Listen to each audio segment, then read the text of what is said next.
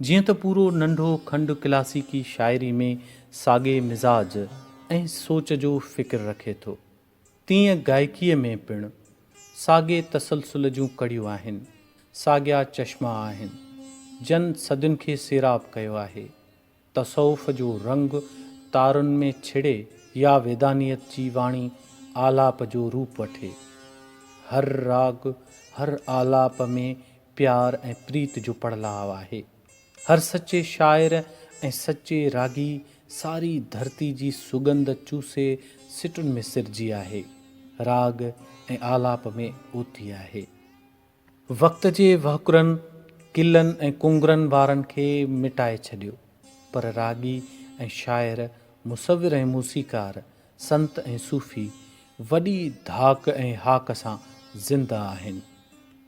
हुननि जी ज़ात ऐं ॾात इबादत ऐं रियाज़त मोहब्बतुनि लाइ रही आहे। इश्क जे उसूलनि ते हलंदे ख़ुदि मोहब्बतुनि जा मुजस्मा थी विया आहिनि। शेख अयाज़ हिकु हंधि लिखियो आहे त मोहब्बत खे मौत मारे न सघंदो आहे। मोहन भगत सचो रागी ऐं सचे इश्क जे उसूलनि जो आईनादार हो।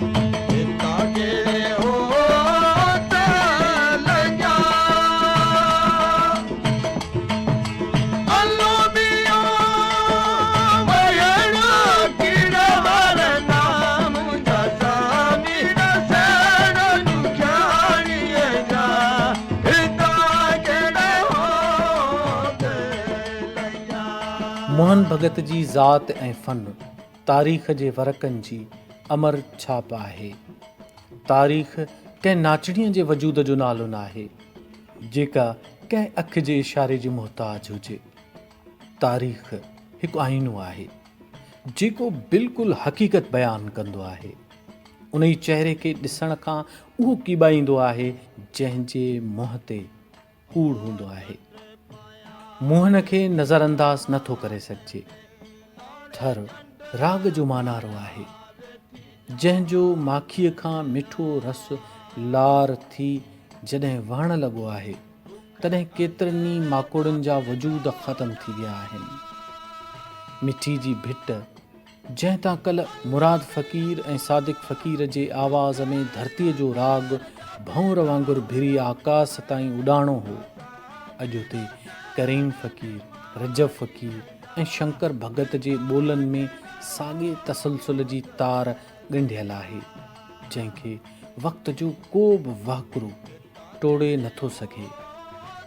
आधी रात उदास आहे चंड मिठीअ ते, थियणो न आहे थर मां कॾहिं नींहुं निरास। मोहन ॿोली वास वासे सारी सिंध खे। राग लाइ असां वटि ॾंद कथा आहे त राग जी इब्तिदा देवताउनि जी दुनिया सां थी ऐं उन जी महानता ही आहे त राग दुनिया में इंसानी रूह जी रहनुमाई करे थो। नंढे खंड जी हिकु वॾी राग जी ॼाणू माई बसंतीअ सन 1911 ईस्वीअ धारे मद्रास में इंडियन म्यूज़िक स्कूल जो इफ़्तिताह कंदे चयो हो त असांजो राग इंसाननि में रूहानी जज़्बनि पैदा करण जी सलाहियत रखे थो। मोहन भगत जो समूरो राग इंसान जी अज़ली मंज़िल आहे।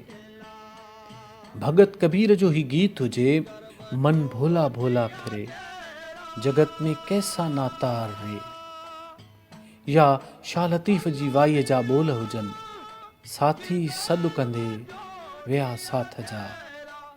मतिलब त मोहन जी ॻायल हर सिट उहो अज़ली पैगाम ॾिए थी, ही परदेसी पखीड़ो किथां आयो आहे ऐं केॾांहुं उॾरी वेंदो। मोहन भगत, भगत कबीर, शाह लतीफ़, तुलसीदास, मीराबाई, मुर्तज़ा शाह ॾाॾाई ऐं ॿियनि शाइरनि जे कलाम खे ॻायो, पर लतीफ़ जे वायुनि में हुन पंहिंजो समूरो साह पसाह समाए छॾियो ऐं शोहरतुनि जे आसमान जो तारो लतीफ़ जे गायक तौर ई बणियो। शाह लतीफ़ जी शाइरी जेका ख़ुदि मौसीक़ी आहे, उन मोहन भगत जे मुनफ़रिद आलाप में हिकु नए अंदाज़ जो वाधारो कयो। सिंधी ॿोलीअ जे नामियारे शाइर अयाज़ गुल मोहन भगत जे शाह लतीफ़ खे ॻाइण वारे मुनफ़रिद अंदाज़ खे मञता ॾींदे चयो हो त भेज भिनी जो शाह जी वाई, मोहन जो आवाज़ ईअं लॻो पए ॻायो वेठे थर जे ज़रे ज़रे। मोहन भगत जॾहिं ॻाइणु शुरू कयो तॾहिं उन में इनफ़रादियत हुई। हू काल्ह बि मुनफ़रिद हो, अॼु बि मुनफ़रिद आहे ऐं सुभाणे पिणु मुनफ़रिद रहंदो। हिकु फ़नकार लाइ मुनफ़रिद हुजणु एतिरो ज़रूरी आहे जेतिरो हिकु गुल लाइ सुरहाण जो मुनफ़रिद हुजणु। मोहन भगत राग जे कमाल में ज़िंदगी जी रूहानियत जी तकमील माणण जी जुस्तजू कई। हुन जे रूह जी ख़ुशबू हुई जा ॿिए कंहिं मां अची नथी सघे। मोहन भगत जे जीवन खाके ते थोरी नज़र विझंदासीं त मालूम थींदो त मोहन भगत जी ज़ात ज़ाहिरी ज़माने में धिकारियल ज़ात हुई, जंहिंखे भंगी चयो वञे थो। संदसि ज़ात वारा अहसासे महरूमी खां बचण जे लाइ पाण खे गुजराती सॾाईंदा आहिनि। मोहन भगत नंढपण में माल चारींदो हो। संदसि घर में गायकीअ ॾांहुं लाड़ो अॻ में ई मौजूदु हो, जिते सत्संग थींदो हो। उन वक़्तु इस्लाम कोट में भगत उमीदाराम सुठो गायक हो, जंहिंसां गॾिजी मोहन भगत ऐं भाणस सरू भगत ॻाइणु शुरू कयो हो। मोहन भगत जो वालिद असुल चेल्हार जो रहवासी हो। चेल्हार मां लॾे इस्लाम कोट वेठो हो, जितां मोहन भगत वारा लॾे मिठी आया। थर में राग बुख ऐं उञ वारे समय में बि थिए त सुख में पिणु। वारियासियुनि भिटुनि में हलंदे उञ हुजे या बुख, ओठी उठ ते चढ़ियल हूं जी धुन झुंगारींदो माॻ पहुचंदो आहे ऐं पंधु कंदड़ पांधी वरी कजलीअ जी कूकार करे या राणलीअ जी रीत हलाईंदो त परियां ॿुधंदड़ हकल करे चवंदो आहे त अबा केरु आहे जो ॾेहाणो ॻाईंदो पियो वञे। सुख सार खणी वसकारो वरे त वेस ई नवां थियनि। हर पासे बादलीअ वरसाड़े ऐं हमरचे हुंगार हूंदी आहे। मोहन भगत उस्ताद उमीदाराम खां ॻाइणु सिखियो। मिठीअ में रहाइश पज़ीर थियण खां पोइ मुराद फ़क़ीर खां शागिर्दीअ जो धाॻो ॿधायो। हुन वटि राग जी सिर्फ़ु बुनियादी ॼाण हुई। राग जो न घराणो थियो न वॾो उस्ताद। हुन जो सॼो ॻाइणु इश्क जो आलाप आहे, दिलि जो दर्द आहे। हुन जे इश्क जो पहिरियों ॾाको मजाज़ी मोहब्बत हो, पर कोई पुछंदो हो त खिली ॻाल्हि टारण जी कंदो हो, पर मन जी कैफ़ियत फैज़ जे हिन शहर वांगुरु हूंदी हुई। जो तेरे हुस्न के फ़कीर हुए उनको तशवीश रोज़गार कहाँ, दर्द बेचेंगे दर्द गाएंगे, इससे खुशबख्त कारोबार कहाँ। इश्क जी अहिड़ी लऊं ई माल चारींदड़ मोहन खे अमर रागी बणायो। मोहन खे जॾहिं रूहानियत जे रंगनि रंगियो तॾहिं हू ज़ाहिर परस्तीअ खां परे रहियो। सदाईं सचल जे हिननि सिटुनि जीअं चवंदो हो त तूं क्यों दरवेश सदाईं सचू तूं क्यों। मोहन भगत खे मिठीअ में रहंदे कुझु ॾींहं अहिड़ा बि ॾिसणा पिया जो हू बेघर थियो। नाले वारे नक़ाद ऐं शाइर ताज जोए जे लफ़्ज़नि में एॾो सारो थर पोइ बि मोहन भगत छो मिठीअ मां बेघर। मोहन भगत वक़्त जा वार सहंदे उमिरि जा ॾिहाड़ा छाछरे खे बि ॾिना। पर उते राग हुन जी रूह मां पलटो खाई न निकितो। मोहन भगत गड्डी जी भिट खे अझो बणाइण खां पोइ कॾहिं बि ॻाइणु न छॾियो। मिठीअ जी भिट ते ॻातल वाई जो आवाज़ अॻिते हली भिट धणी जे आगुर में ॿुधो वियो। संदसि हर ॿोल ते ॿुधंदड़ खे महसूसु थींदो हो त ॼण मोहन भगत खे दाद ॾियण लाइ भिटाई पहिरें उघाड़ो पंधु करे अची रहियो आहे। हू मिठी शहर में रहण दौरान शहर जे मुअज़्ज़िज़ रईस आचार ख़ान मुखी लक्ष्मी चंद आसनदास सूटड़ ऐं ॿियनि वटि महफ़िल मचाए राग जी जोत जलाईंदो रहियो। शहर जे घरनि तोड़े मंदरनि जे मुख़्तलिफ़ सत्संगनि में बि ॻाताईं। अवामी अॻवान ज़ुल्फ़कार अली भुट्टो जॾहिं मिठी आयो तॾहिं मोहन जी गायकी खे हिकु नई पज़ीराई मिली। भुट्टे मोहन भगत जे आलाप खे ॾाढो सारायो ऐं ईअं रेडियो पाकिस्तान ऐं सक़ाफ़त खाते जी अख़्तियारनि खे मोहन भगत जो नालो ॿुधण में आयो। ग़ुलाम हुसैन शेख मोहन भगत खे रेडियो पाकिस्तान हैदराबाद ते वठी आयो। घणो पोइ नाम्यारे अदीब आग़ा सलीम खेसि टीवी ते आंदो। मोहन भगत जे फ़न खे बयानु करण लाइ हुन जे अंदाज़ में वाईअ जी गायकीअ जो थोरो बयानु करणो पवंदो। नंढे खंड में रूहानियत जी रमज़ में रहंदे मुख़्तलिफ़ तहरीकूं हलियूं आहिनि, जिन में हिकिड़ी भक्ति तहरीक बि आहे। भक्ति तहरीक खे वरी ॿिनि हिसनि में विरिहायो वियो, राम भक्ति ऐं कृष्ण भक्ति। असल में ॿई तहरीकूं ॿिनि मुख़्तलिफ़ किरदारनि जो तसलसुल रखनि थियूं। मीराबाई, मलक मोहम्मद जायसी, रहीम खाने खाना, संत सूरदास, तुलसीदास ऐं रविदास समेत ॿिया शामिल आहिनि। उन्हनि पंहिंजे फ़िक्र खे फहिलाइण लाइ नंढे खंड जे पुराणे ऐं सादे राग खे वसीलो बणायो, जंहिंमें थोरी घणी फेरफार थी, पर बुनियादी तौर ते उन्हीअ जी जड़ धरतीअ सां लाॻापियल ऐं अवाम जे दिलनि वटां हुई। मोहन भगत जो राग भगती रंग मां फुटी निकितो हो, जंहिंखे ख़ूब खां ख़ूब तर हुन पंहिंजे मख़सूस आलाप सां कयो। सिंध में ही भक्ति राग ॿियनि गायकनि बि ॻायो आहे, जिन में कंवर भगत, मोटूमल, सजण भगत, सुलेमान शाह, ॾाहो भगत, सालियो भगत, राजी खानाणी वारो ऐं ॿिया शामिल आहिनि। कंवर भगत ऐं सैयद सुलेमान शाह रक़्स में ॻाईंदा हुआ, जंहिंखे भक्ति नाच वारो राग बि चयो वेंदो आहे। थर में भक्ति रंग जो राग आम आहे, केतिरा ई भगत उन रंग में ॻाईंदा आहिनि। मोहन भगत, ॾामू भगत, भगत सतराम दास बि थर जाए तौरु मशहूरु भगत रागी रहिया आहिनि, पर मोहन भगत खे पंहिंजे आलाप जे करे इनफ़रादियत रही।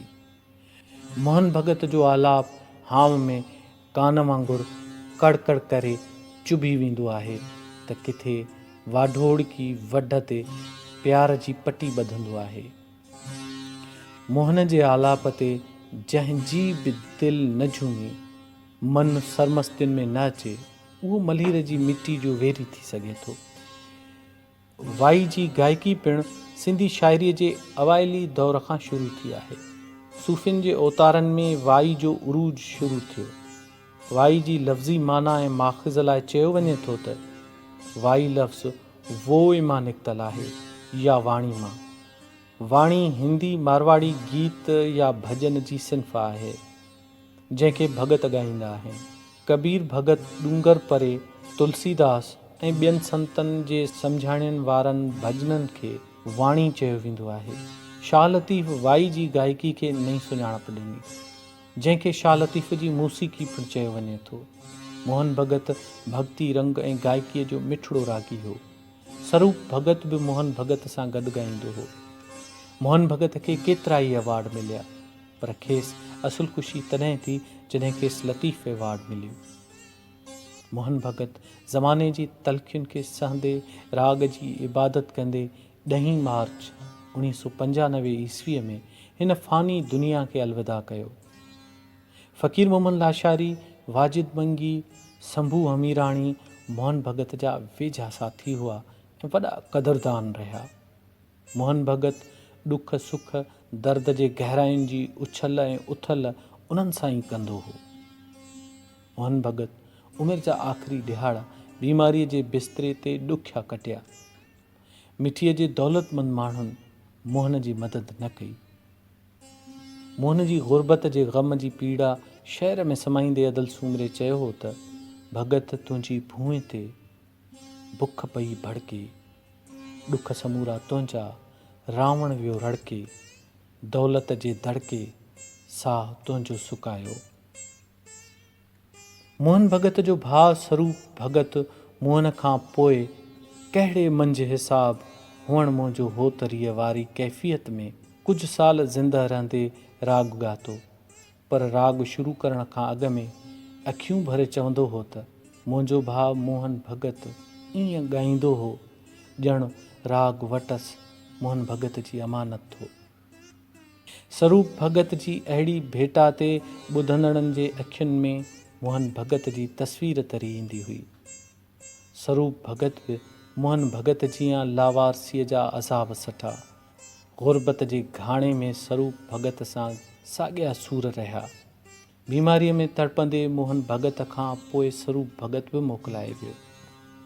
जेतोणीकि हिन वक़्तु मोहन भगत जो पुटु शंकर भगत ऐं भाइटो आतम भगत तंबूरे जी तार खे अॼु बि छेड़ीनि पिया, पर राग ऐं आलाप जो जेको रूहानी मज़ो मोहन भगत मां मिलंदो हो उहो किथे थो ॿियनि मां मिले।